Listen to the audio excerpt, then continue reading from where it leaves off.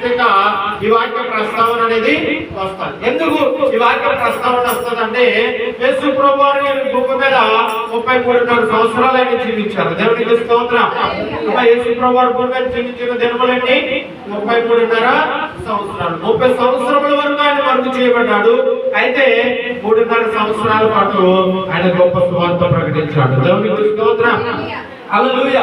యేసు ప్రభువారు సేవ ప్రారంభ దినాల్లో ఆయన ఏం చేసేవాడంటే పట్టణము నుండి పట్టణానికి కాలినడకన ఆయన సంచరించేవారు. వెళుతూ వాక్యాన్ని చెప్తుండేవారు, అనేక సంగతులను వివరిస్తూ ఉండేవారు, రోగులను స్వస్థపరుస్తూ ఉండేవారు, అద్భుతాలు చేసేవారు, గుడ్డివారు చూపు పొందారు, మగవారు మాట్లాడారు, జయాలు పట్టిన వారు విడుదల పొందారు. ప్రకృతిని ఆయన శాసించినప్పుడు ప్రకృతి సైతము యేసు ప్రభువారి మాట వింది. ఇవన్నీ మనకు తెలుసు. ఇక్కడ మనం ఆలోచన చేస్తే యేసు ప్రభువారు ఆరంభ దినాల్లో ఆయన సువార్త ప్రకటిస్తున్న దినాలలో జరిగించిన మొట్టమొదటి సూచక క్రియ ఏంటంటే ఆయన నీటిని ద్రాక్షారసంగా మార్చాడు. దేవునికి స్తోత్రం. యేసు ప్రభువారి ద్వారా చేయబడిన అద్భుతాలు బైబిల్లో అనేక అద్భుతాలు ఉన్నాయి. బైబిల్లో అనేకమైన అద్భుతాలు ఉన్నాయి. ఏదైనా ఒకటి రెండు మీ సైన్యంలో నేను వినాలనుకుంటున్నా. పురుషులు ఒకటి చెప్పండి, స్త్రీలు ఒకటి చెప్పండి. Okay, very good. ఇప్పుడు పురుషులు చెప్తారు.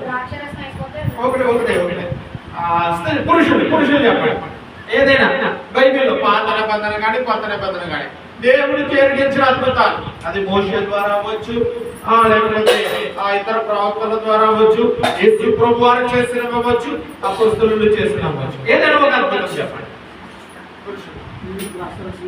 ఇదే కదా ఇది కాకుండా ఎక్కడ అది చెప్తుంది. రెండోది సరే మీకు అవకాశం ఇద్దామండి. చెప్పాలి. చూడండి ఇంట్లో చూపించాలి. ఇప్పుడు కూడా మనం ఏం చేయాలంటే రెండు వాక్యాన్ని ఏం చేసుకోవాలి, కెమెరా వేసుకోవాలి. సరే చెప్పలేరా? దేవుడి దొరికించిన అద్భుతాలు బైబిల్లో చాలా ఉన్నాయి.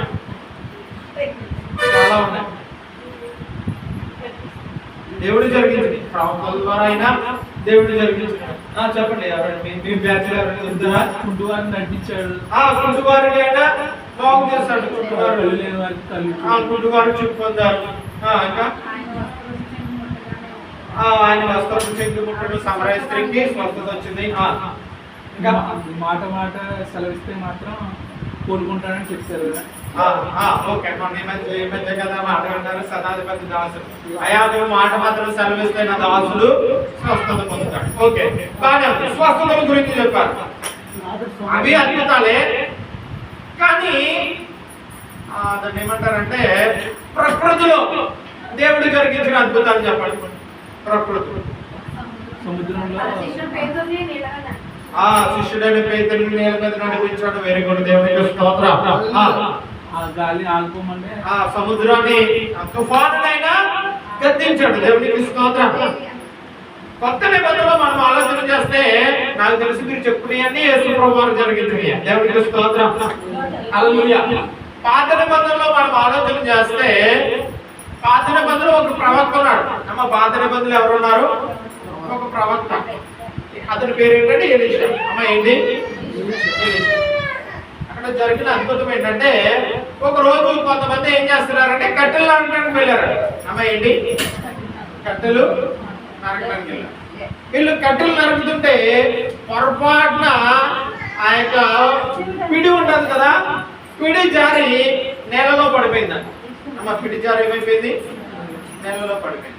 అది అంట తెచ్చుకున్నవాడు వేరే ఎవరి దగ్గర అరువుకు తెచ్చుకున్నాడు. ఏం చేశాడు? వేరే ఎవరి దగ్గర అరువుకు తెచ్చుకున్నాడు. ఇప్పుడు అరువుకు తెచ్చుకున్నాడంటే ఖచ్చితంగా ఊరుకుంటాడా? ఇచ్చిన అతను ఊరుకుంటాడా? ఊరుకోడు.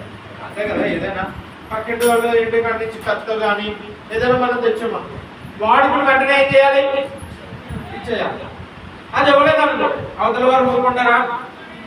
ఊరుకుంటారా? ఇప్పుడు ఆ యొక్క చెట్టు నరుకుతున్నప్పుడు